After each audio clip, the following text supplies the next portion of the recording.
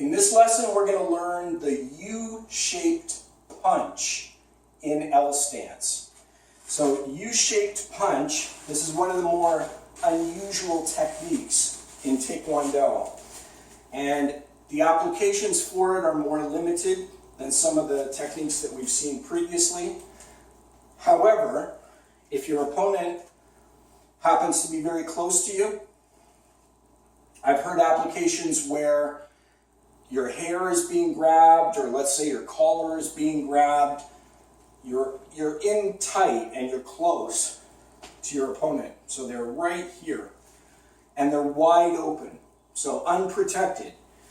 Then maybe you have an application for U-shaped punch. And U-shaped punch, as the name implies, is like this. So in the finishing position, the punch looks like this. So it's like you're doing a high punch, and it's like you're doing an upset punch. So palm facing up on the bottom hand, palm facing down on the top hand. And the two hands are directly above each other. So they're directly above one another. This one, the arm is really heavily bent to the point that your elbow is in at your body in the finishing position. And this one here, what you are striking, you would be going head level with the high punch, if you can, and the upset punch would be going either stomach, solar plexus level, it could be groin level. It all depends on the height of your opponent. So try not to think that this hand has to be hitting somebody in the face and this one has to be hitting somebody in the solar plexus. Think that you're going to take whatever you can get with this technique. If your opponent is close to you, and they've got hold of you or they're pulling down, you're already leaning forward into this technique. That's a time where you might try U-shaped punch. And if the top hand catches them solar plexus and the bottom one catches them in the groin, it's perfectly fine. They're both great places to hit. So with this technique here, looking from the side, the name U-shaped punch comes from the orientation of the arms. So it makes like a sideways U. But here, again, striking with the first two knuckles of each fist, both come out simultaneously. So you're not doing this or this. They have to both come in simultaneously. And you're striking the same person twice. So you're hitting the same person in two different places. Ideally, face, and the bottom one is probably going to be in the stomach or the groin. If it's a shorter person, they're going to get it in the solar plexus.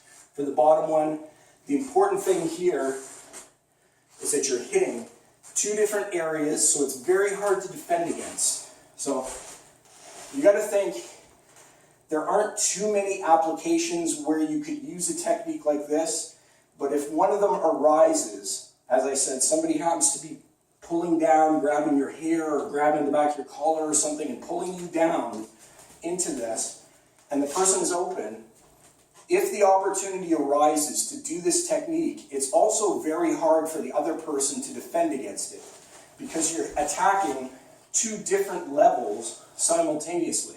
So it'd be very hard to defend against a U-shaped punch. Even if they stop one of the two hands, the other one is probably going to come through and hit something. So you're going to get something out of this technique. And again, very powerful because you've got both hands coming into it simultaneously. So it's a deceptively powerful technique when you have both hands going into it. But just imagine that you take what you can get with this technique and you can create separation. So if somebody was grabbing you, you can break out of the grab using this technique, strike them, create separation, and now wherever you go from there is up to you. But you've achieved the objective. You've broken free of their grasp and bought yourself some time to use other techniques. So you got to think every technique in Taekwondo and Hapkido, it has a use. Some of them have more applications than others. Some of them are more likely to be used in a fight than others. But this is a technique that most people don't know. Most students do not know U-shaped punch. Most people on the street would never throw this technique because they've probably never seen it before. So this is, as we start to get into some of the high-level techniques in Taekwondo, you're going to start seeing techniques.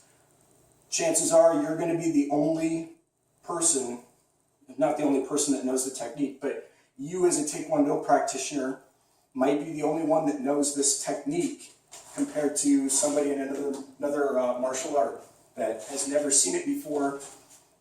If they've never seen it before and their students have never practiced or trained with it, it means they're never going to use it in a fight. So you'll never come up against a person doing this technique to you if they've never practiced it and never learned it in a club.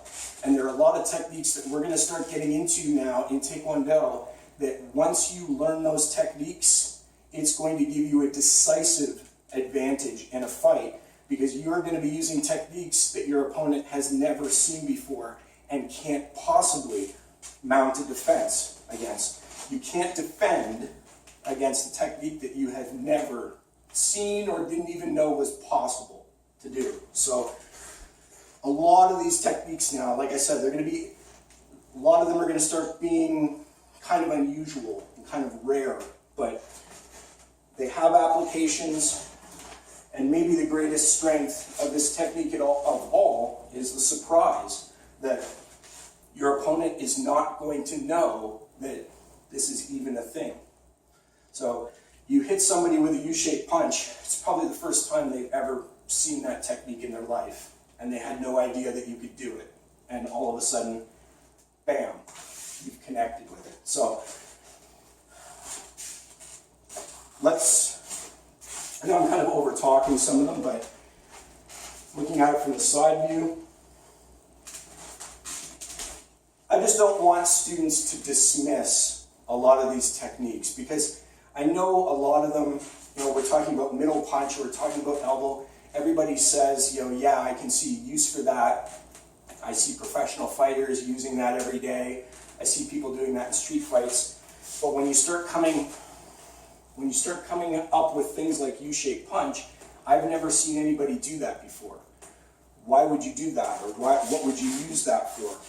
And the thing is, there are a lot of techniques in martial arts that many people, the layman, the average person has never seen before and doesn't know exists. But that doesn't mean that they don't work, because they do work.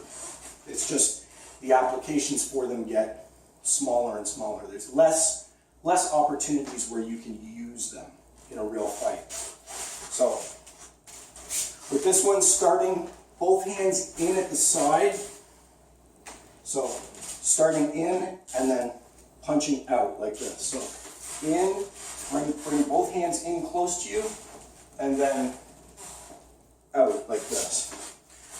The other thing is we do a long L stance on this. Your weight distribution should be about 50-50.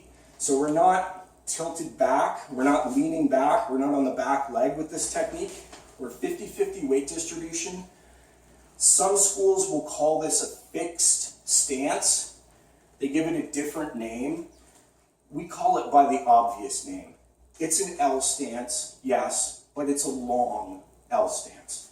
So the idea here is you're leaning slightly forward, your weight is 50-50, and you need to be in a long L stance to be able to do the U-shaped punch.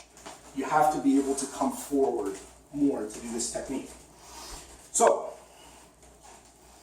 U-shaped punch by count. 2, 3, turn around. 2, 3, turn around. Good. One more time, looking from the side. From here.